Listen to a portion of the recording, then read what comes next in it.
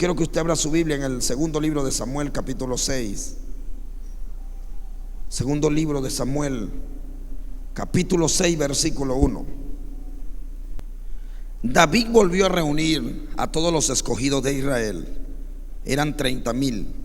Y se levantó David y partió de Baalá de Judá con todo el pueblo que tenía consigo, para hacer pasar de allí el arca de Dios, sobre la cual era invocado el nombre de Jehová de los ejércitos, que mora entre los querubines.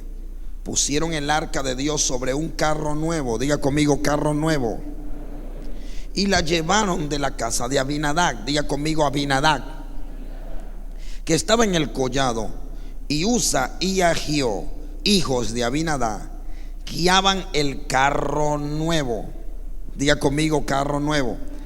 ¿Sabe? Yo estaba leyendo esto, y esta parte que usted ve ahí me impactó mucho, me llamó la atención tanto que yo traía esta mañana un mensaje y era leer la mayoría de estos textos bíblicos. Esa era la idea principal de todas mis notas que había meditado y estudiado en la palabra. Pero cuando leí la casa de Abinadab, me llegó a la mente que capítulos atrás, en el capítulo 1 de Samuel, en el primer libro de Samuel, estamos en el segundo, me llamó muchísimo la atención la palabra Abinadab. ¿Por qué? Porque ¿quién era Abinadab? Abinadab fue el hombre donde el arca de Dios había reposado por más de 20 años. Por más de 20 años. Pero mientras el arca de Dios estuvo en la casa de Abinadab, nada pasó, absolutamente nada. Fue un objeto, simplemente una reliquia de oro, valiosa o religiosa, o incluso llegó a ser un trofeo de guerra. Porque cuando el arca de Israel estuvo en la casa de Abinadab, tuvo una historia muy especial. Fíjense bien que cuando hablamos del arca de Dios, hablamos de la presencia de Dios. El arca de Dios era el objeto que Dios le había mandado a Moisés que elaborara en el desierto, y que era el cofre o el sarcófago donde iba a reposar la presencia de Dios. El arca del Señor era una especie de cofre grande, dorado, que usaban en el Antiguo Testamento como el lugar donde rociaban la sangre. Y una vez que rociaban la sangre del sacrificio del cordero, la chequina de Jehová o la gloria de Dios descendía donde estaba el arca. Tan importante era el arca para el pueblo de Israel, que cuando ellos iban a cualquier guerra, a cualquier actividad que ellos iban, ellos tenían que llevar el arca o el cofre consigo. Si iban a la guerra, los sacerdotes iban adelante y peleaban junto con el pueblo, pero ellos iban con el cofre simplemente parado. Y cuando les daban las victorias, ellos entendían que era por el arca, por la presencia de Dios, que representaba la presencia de Dios. Hubo un día en que se fueron a una guerra sin llevar el arca y fueron totalmente derrotados. Ahí ellos entendieron que sin la presencia de Dios ellos no podían hacer nada en la vida. Entonces, en el correr del tiempo y de la historia, hablando del arca de Dios como representante, como figura representativa de la presencia de Dios en la tierra y con el pueblo de Israel, la arca de Dios pasó por diferentes manos, diferentes países, diferentes situaciones bíblicas que uno se pone a relatar y uno podría llegar a dar un resumen. La primera estadía que el arca tuvo, la tuvo primero en el desierto de Sin, o en el desierto de Sinaí. La tuvo en los tiempos cuando Moisés la hizo por primera vez. Ahí el arca tuvo sus días gloriosos, donde la gente agarraba y tomaba, la gente literalmente bebía de lo que era la presencia, la chequina, la gloria de Dios. La gente era muy bendecida mientras el arca estuvo ahí en ese lugar. Luego ellos salen del desierto con el arca y se van a la tierra, atraviesan el Jordán. Ahí está la historia. Cuando atraviesan el Jordán, los sacerdotes llevaban el arca encima de ellos y ellos iban adelante. Y una vez que los sacerdotes se metieron en el Jordán, en la época más difícil del año, donde más lleno estaba el Jordán, dice la Biblia que el Jordán se secó y ellos pudieron pasar el Jordán. Y al pasar el Jordán estuvieron frente a los muros de Jericó. Frente a los muros de Jericó dieron 13 vueltas con el arca delante, el arca del pacto o el arca de la presencia de Dios. Dieron 13 vueltas, luego en alabanza y en grito irrumpieron y los muros de Jericó cayeron. Fue con el arca que ellos lograron conquistar el río Jordán, pasar el río Jordán, derribar los muros y llegar a conquistar y derrotar a todos los pueblos paganos que habían en esa época y llegar a tomar posesión de la tierra prometida. Una vez que el arca llega a la tierra prometida y que todo Israel tiene la promesa que Dios le había entregado, ellos se olvidan del arca, se olvidan de la presencia de Dios y comienzan a tener otros dioses paganos. Cuando llegan a tener otros dioses paganos, llegan a tal crisis que llegan las historias en los tiempos del sacerdote Elí. No sé si alguno ha leído la historia del sacerdote Elí. En la historia del sacerdote Elí fue la más triste de todas, porque fue el día en que el pueblo de Israel se enfrentó a los filisteos y los filisteos derrotaron al pueblo de Israel, y ese día le robaron el arca de la presencia de Dios al pueblo de Israel. Tan fuerte fue que el sacerdote Elí, ese día Dios lo castigó porque sus hijos hacían lo que querían y se robaban la ofrenda y se acostaban con las mujeres dentro del altar. Y entonces cuando el sacerdote Elí estaba ya así gordo, gigante, debe ser de tanto comer hallaca, entonces estaba así gordísimo, estaba en una silla y le dicen: acaban de matar a tus dos hijos. Y él se turbó todo. Pero no solamente eso, le han robado el arca de Dios del pueblo de Israel, se la han robado los filisteos y se la han llevado. Dice que fue tal su susto y su sorpresa que Elí cayó hacia atrás y se desnucó y murió instantáneamente. Y de ahí nunca más la familia de Elí llegó a tener sacerdotes dentro de su descendencia. Dios lo cortó totalmente. Tanto así que una de sus nueras, mientras estaba dando luz, cuando se enteró de la noticia que habían matado a su esposo y el sacerdote había muerto y le habían quitado el arca, la presencia de Dios, la gloria de Dios de Israel, se la habían quitado, la mujer llegó, de un solo golpe dio a luz el hijo y murió ese día. Pero antes de morir le puso el nombre a su hijo Icabod. Icabod significa sin gloria. La palabra Cabod en hebreo es gloria. Ica significa sin gloria, era lo que significaba. Entonces ella le puso a su hijo Icabod, que significaba sin gloria. Entonces en ese tiempo el arca de Israel se la llevaron los filisteos, se la llevaron a un lugar llamado Ecrón. Mientras el arca estuvo con los filisteos, ellos estaban contentos. Israel lloraba y estaba de luto, pero ellos estaban muy tristes, el pueblo de Israel. Pero los filisteos estaban porque habían vencido a los israelitas. Había una gran fiesta y agarraron el arca del Señor y se la llevaron hasta el templo de su dios llamado Dagón. Dagón era una estatua como de 3 metros, y a los pies de la estatua del dios Dagón pusieron el arca de la gloria del Dios de Israel. Y en ese momento, cuando ponen el arca la primera noche, al día siguiente, cuando ellos se levantan y los sacerdotes del templo del dios Dagón de los filisteos van a ver todo, ellos observan que la estatua de Dagón de 3 metros está tirada boca abajo a los pies del arca del Dios de Israel. A ellos mismos agarran la estatua, la vuelven a levantar, pero siguen dejando el arca ahí. Luego, al día siguiente, cuando vuelven a revisar los sacerdotes, se da cuenta que por segunda vez la estatua está en el mismo lugar, tirada ante el arca del Dios de Israel. La levantan, al tercer día sucede lo mismo, pero al tercer día hubo algo particular. La estatua estaba con la cabeza cortada, separada del tronco, y las 2 manos separadas de los brazos. Es decir, la estatua estaba inclinada ante el arca del Dios de Israel y estaba así. Y ese día comenzó el pueblo de los filisteos a sufrir unas tumoraciones en el cuerpo, y Dios comenzó a herir y a matar a todos los filisteos que estaban en el lugar de Ecrón, en esa ciudad donde ellos estaban. Los empezó a matar. Ellos empezaron a temblar de miedo, y cuando vieron la mortandad, los sacerdotes dijeron: miren, hay que sacar el arca de Dios de aquí, porque nos está matando. La mano de Jehová se ha agravado contra nosotros. Y agarraron el arca y la mandaron, y no llaman para dónde, no se llaman, que se la llevaron a otra ciudad de los filisteos. Y cuando la otra ciudad vio que venía el arca, empezaron a dar gritos y a llorar: ¡ay, quítenme de aquí esta cosa! Decían, o sea, estaban totalmente asustados, porque ellos habían oído que esa arca, mientras estuvo allá, mató a una gran cantidad de gente, y ellos no querían que esa arca de la presencia de Dios le matara un poco de gente. ¿Qué cosas tan tremendas tiene el Señor? La presencia de Dios puede llegar a bendecir a un pueblo, como también puede llegar a maldecir a otro. sea, la salvación, por ejemplo, por decir en el caso de Jesucristo, la cruz de Cristo significa salvación para nosotros, pero para los que no creen significan perdición y condenación eterna. Así es la presencia de Dios para todos los seres humanos. Para unos significa bendición, para otros significa gran maldición. Eso le pasó al pueblo de los filisteos, y le pasó también al pueblo de Israel, que tuvo bendición, pero el pueblo filisteo tuvo maldición. Entonces no hallaban qué hacer con el arca, hasta que los sacerdotes dijeron: agarren el arca y envíensela de nuevo a los israelitas. Así le dijeron, pero eso sí, envíensela con ofrendas para que no nos pase nada. Y ellos mandaron el arca, y le mandaron al Dios de Israel, le mandaron unas ofrendas grandísimas.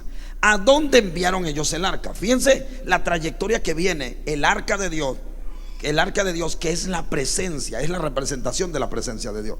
Fíjense toda la historia y la trayectoria. Viene del desierto, pasa a la tierra del Jordán, tierra prometida. De la tierra prometida viene la conquista. Después de la conquista viene y pasa a los filisteos. Ahora vuelve nuevamente el arca de Dios al pueblo de Israel, pero la dejaron en una ciudad de Israel y con una familia que era la familia de Abinadab. Diga conmigo, Abinadab.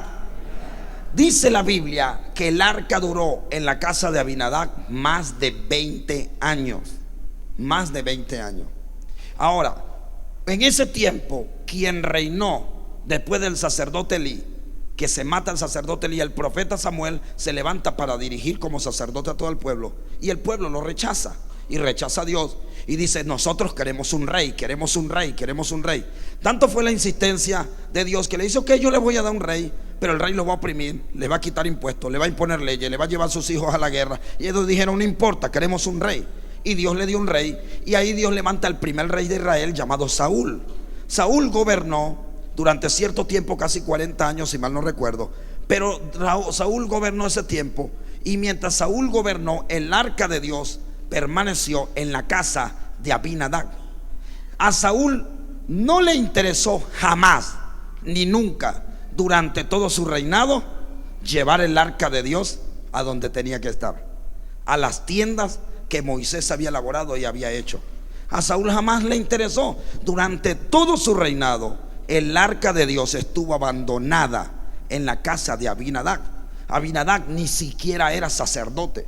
Abinadab era un hombre común y corriente del pueblo de Israel, y ahí en su casa habían puesto ese cofre de oro. Ahora, cuando el reinado de Saúl se transcurre, el reinado de Saúl fue un reinado totalmente desastroso, un reinado que no tuvo éxito. Dios lo cortó de inmediato. Y durante ese reinado, después que Saúl cae muerto en batalla contra los mismos filisteos, porque los filisteos fueron los que derrotaron al rey Saúl, Dios levanta al rey David. David se levanta, logra unir a las filas de Israel, a las 12 tribus de Israel. Y présteme atención, y lo primero que David hace después que se establece como rey de las 12 tribus de Israel es dar la orden de que el arca de Dios la traigan de la casa de Abinadab a las tiendas que Moisés había hecho, para que el arca reposara correctamente y volviera a su lugar de origen. No sé si me estoy explicando. David fue tan diferente a todos los demás reyes que él sabía que sin la presencia de Dios, sin el arca de Dios, él no podía tener éxito en ninguna de las cosas que hicieron. Es por eso que David propone en lo más profundo de su corazón traer el arca de Dios para que estuviera en el lugar que le corresponde. Es decir, la presencia de Dios siempre tiene que estar en el lugar correcto. Dígale al que tiene a su lado: la presencia de Dios tiene que tomar su lugar. Siempre tiene que tomar su lugar. Yo no sé qué lugar tiene la presencia de Dios para tu vida, pero algo sí te voy a decir: la presencia de Dios debe tomar en tu vida el lugar que verdaderamente le corresponde. De acuerdo a como tú le des el lugar a la presencia de Dios en tu vida, de esa manera serás bendecido, serás prosperado. O tendrás una vida llena de éxito, o tendrás una vida llena de fracaso. Porque lo que le asegura a uno en la vida el éxito es nada más y nada menos que la presencia de Dios siempre vaya y camine con nosotros a donde quiera que vamos. Tanto fue así que Moisés le dijo: Señor, yo voy a ir a la tierra prometida, pero si tu presencia no va conmigo, prefiero no ir. Porque Moisés sabía que lo que le venía no era nada bueno si la presencia de Dios no les acompañaba. Moisés se rehusó a caminar hacia la tierra prometida, aunque era una bendición, y dijo: yo no voy si la presencia de Dios no va conmigo. Entonces David pensó igual. David dijo: no, ya yo vi todo lo que le pasó a Elí, todo lo que le pasó al primer rey, ya yo vi todo. Yo no soy ningún tonto. Yo voy a hacer que el arca de Dios la traigan nuevamente y tome la presencia de Dios el lugar que le corresponde dentro del pueblo de Israel. Solo que David cometió un error. ¿Y cuál es el error que cometió David? Vamos a seguir leyendo el mismo texto. Del versículo 4 en adelante dice, versículo 3: pusieron el arca de Dios sobre un carro nuevo. Diga conmigo: carro nuevo. Y la llevaron de la casa de Abinadab, que estaba en el collado. Y Usa y Ahío, hijo de Abinadab. Mire esto. ¿Quién era Usa? ¿Hijo de quién? De Abinadab. Pero ellos tomaron el arca y la pusieron ¿en dónde? ¿En dónde la pusieron? En carro nuevo, dice. Versículo 6 dice: cuando llegaron a la era de Nacón, Usa, ¿qué pasó? ¿Qué hizo Usa? Dice: Usa extendió su mano al arca de Dios y la sostuvo. ¿Por qué la sostuvo? Porque los bueyes tropezaban, y el furor de Jehová se encendió contra Usa y lo mató allí mismo por aquella falta de respeto, o por aquella temeridad, o por aquella osadía. No sé si me estoy explicando. Fíjense bien, esta era una representación del arca del Dios de Israel. Ellos agarraron el arca del Señor y la pusieron en un carro nuevo. Cualquiera podría decir: oye, pero que mira, qué honra poner el arca en un carro nuevo. No solamente era un carro nuevo, sino que quienes llevaban ese carro y el peso del arca eran unos bueyes, unos animales.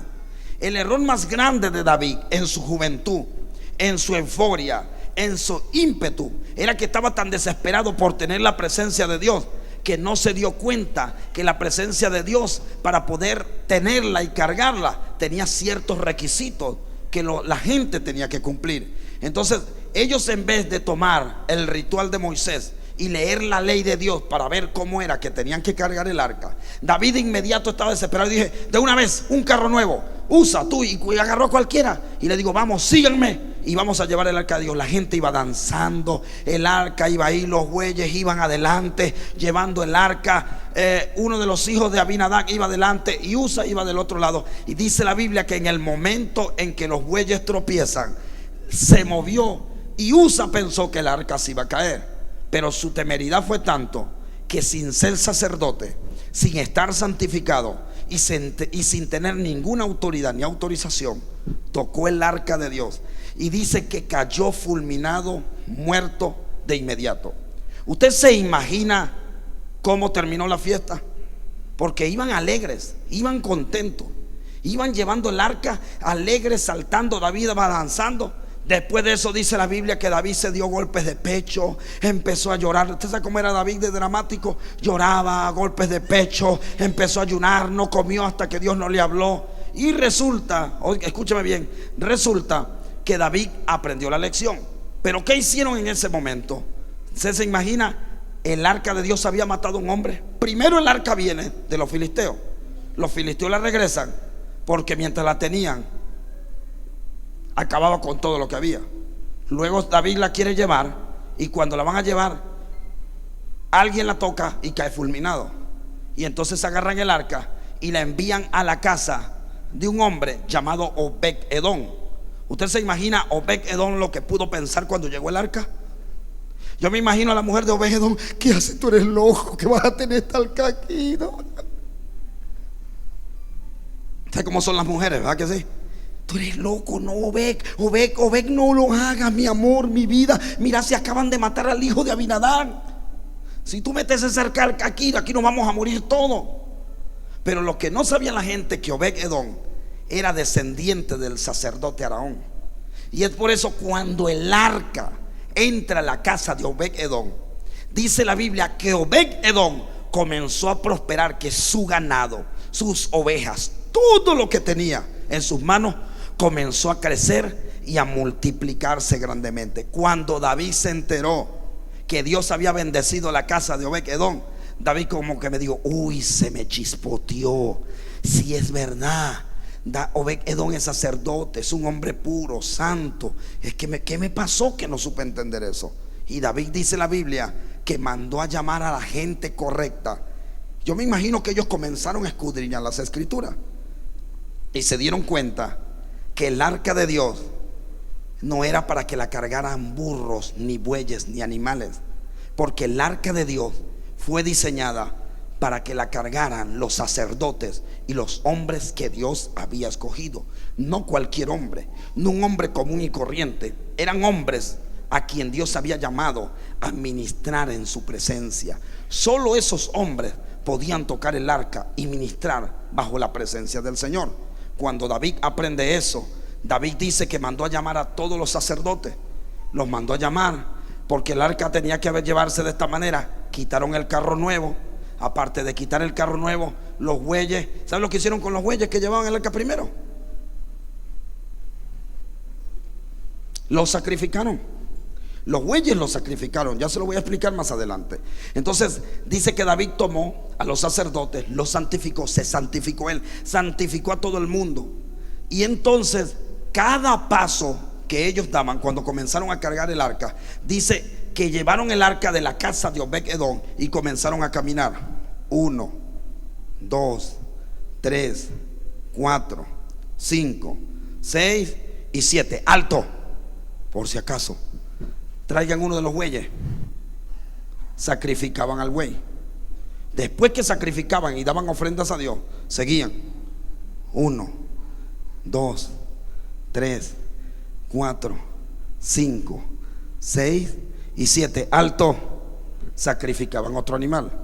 Y así fueron llevando el arca desde la ciudad en la frontera con los filisteos hasta el centro del país, de la ciudad de David.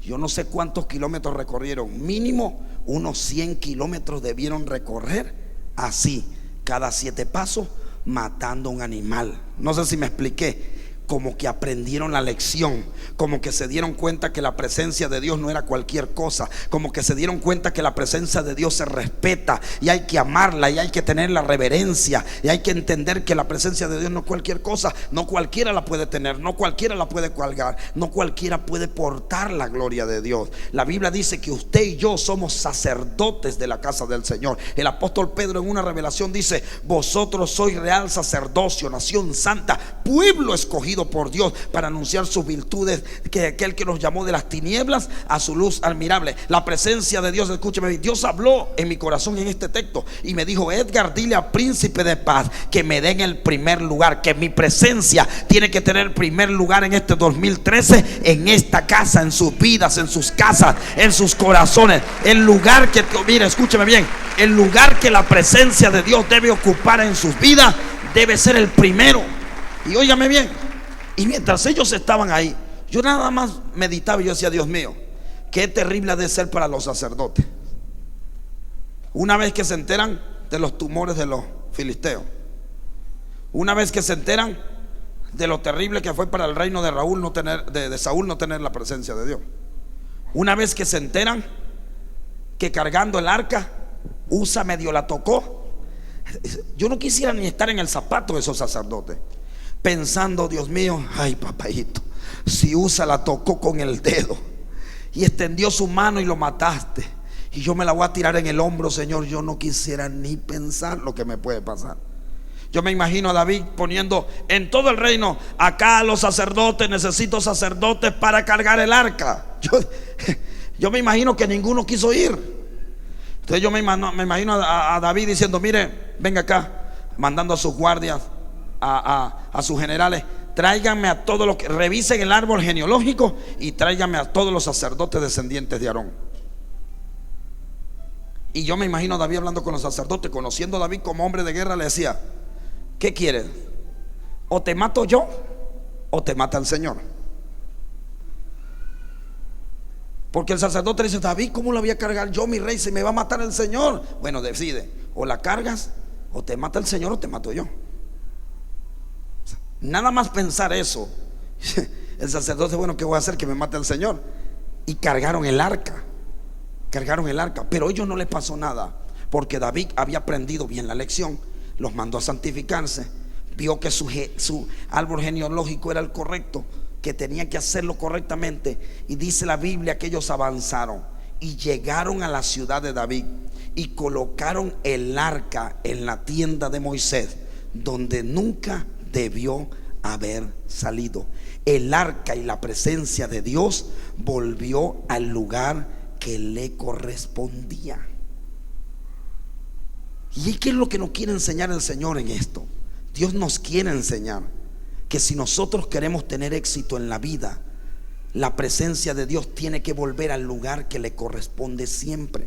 Y dice que el día que los sacerdotes llegaron, colocaron el arca donde tenía que ir, sacrificaron más animales, y ese día hubo una fiesta tan grande, pero tan grande, que David danzó delante de todo el pueblo. Y tanto fue su danza y su algarabía, que dice que sus vestiduras de rey se le subieron y se vieron su parte íntima. Y su mujer, que estaba ahí, se molestó tanto que lo llamó hasta cualquiera. Le dijo: eres una prostituta, un prostituto, un cualquiera. Pero dice la Biblia que por ella haber criticado lo que la presencia de Dios había hecho en el corazón de David, dice que se quedó estéril. Por eso bien dijo Jesús, que cualquiera que peque contra Dios puede ser perdonado, pero aquel que se burle o blasfeme del Espíritu Santo no será perdonado jamás. David propuso en su corazón y dijo: no, Señor, ¿cómo es posible que yo viva en un palacio y tu presencia, tu arca, vive en una tienda desde los tiempos de Moisés en el desierto? Y David propuso en su corazón construir un templo para Dios. Dios no se lo permitió construirlo jamás, pero David hizo todo, porque Dios le dijo: será tu hijo Salomón quien construya el lugar donde va a reposar mi presencia y mi arca. Se muere David, se levanta Salomón. El día que Salomón inaugura el templo, la presencia de Dios era tan gloriosa que dice que en la primera tanda de sacrificios o de ofrenda mataron más de 22,000 bueyes. Más de 22,000 bueyes. Entonces, cuando matan ellos más de 22,000 bueyes, dice que la presencia de Dios descendió de una manera tan fuerte que ningún sacerdote podía ministrar, ni siquiera nadie se podía mantener en pie, porque la nube había llegado a ese lugar.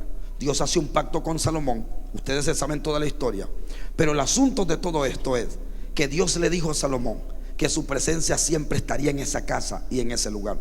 Por eso 4,000 años después se levanta Jesús, se para frente a todos los líderes religiosos de la época, frente a sus discípulos, y le dice: ven ese templo, destrúyanlo y en 3 días yo lo construyo. Y le dijeron: pero si le costó a Herodes construirlo 40 años a los romanos, ¿cómo que tú lo vas a construir en 3 días? Pero no entendían la alegoría de Jesús.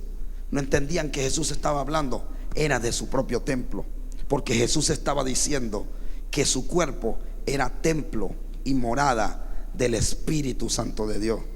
Por eso los rituales de los templos ya habían pasado, y ahora era la presencia de Dios sobre toda la humanidad, para que se cumpliera lo que dijo el profeta Isaías cuando Jesús se paró en Lucas 4 y dijo: el Espíritu del Señor está sobre mí, por cuanto me ha ungido para dar buenas nuevas de salvación a los pobres. Para que se cumpliera lo dicho por el profeta Joel cuando dijo: el Espíritu de Dios en los posteriores días se derramará sobre toda carne, y los jóvenes verán visiones y los ancianos tendrán sueños. Eso es lo que se estaba cumpliendo. Y cuando Jesús dice y hablaba del templo, de su cuerpo como templo de Dios, y viene el apóstol Pablo más adelante a revelarnos a nosotros, la iglesia, una vez que Jesús sube al cielo, y viene y nos revela, nos da esta gran revelación. Y llega, dice el apóstol Pablo, y dice: ¿o acaso no ignoréis, hermanos, que vosotros sois templo y morada del Espíritu Santo?